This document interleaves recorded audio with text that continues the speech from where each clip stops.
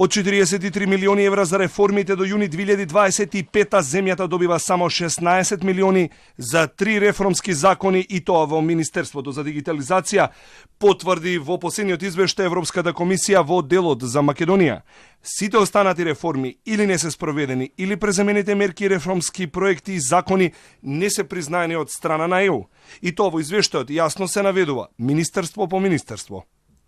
За транспорт е наведен планот за реструктурирање на железници. Енергетика каска со законот за енергетика, бидејќи не се донесени сите подзаконски акти. Долг е списокот на незавршени обврски во Министерството за правда. И тоа закон за плати на судии и обвинители, закон за судски совет, измени на изборен законник според препораки на ОПСЕ ОДИХР и јакнење на капацитети на Агенцијата за конфискација на имот.